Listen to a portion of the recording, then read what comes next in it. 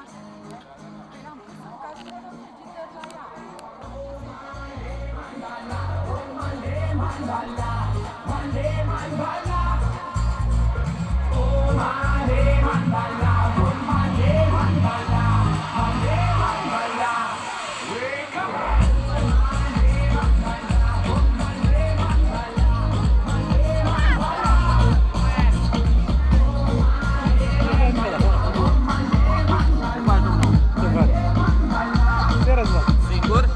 Da, cu fetele. Hai, doar una. uite cealaltă.